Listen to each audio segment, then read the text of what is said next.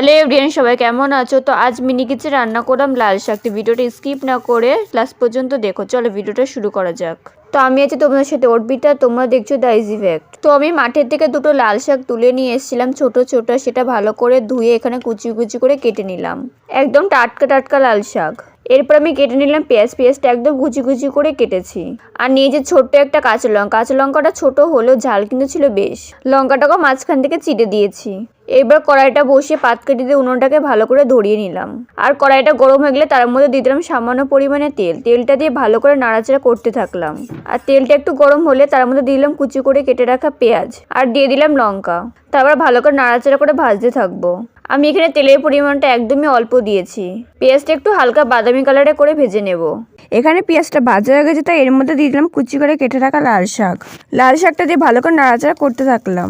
আমার এই লাল শাক খেতে খুবই ভালো লাগে। ছোটবেলায় যখন লাল শাক দিয়ে ভাত মাখতাম তখন ভাতগুলো লাল লাল হয়ে যেত, এর জন্য বেশি ভালো লাগতো খেতে। আর লাল শাক খাওয়ার কিন্তু উপকারিতা আছে। লাল শাক খেলে গায়ে রক্ত হয়।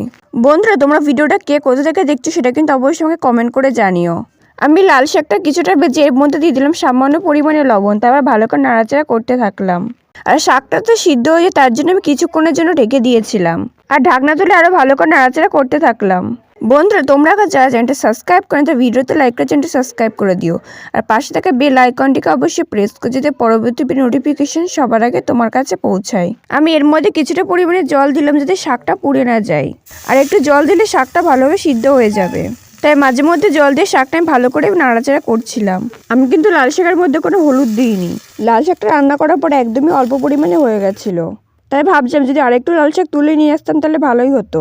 তবে কোনো ব্যাপার না, মিনি কিচেনের জন্য এইটুকু ঠিকই আছে। আমি লাল শাকটা নাড়িয়ে চেড়ে মাঝে কিছুক্ষণের জন্য ঢেকে দিয়েছিলাম আর ঢাকনা তুলে আরো ভালো করে নাড়াচাড়া করতে থাকলাম।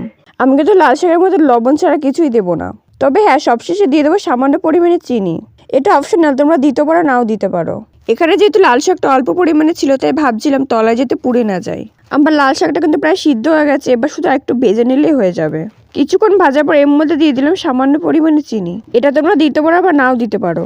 ব্যাস, এবার কিছুক্ষণ নাড়িয়ে চাড়িয়ে ভেজে নেবো লাল শাকটা। তো বন্ধুরা, আজকের ভিডিওটা তোমাদের কাছে কেমন লাগলো অবশ্যই আমাকে কমেন্ট করে জানিও। আর এই টাটকা টাটকা লাল শাক খেতে তোমাদের কাছে কেমন লাগে সেটা অবশ্যই কমেন্ট করে জানিও।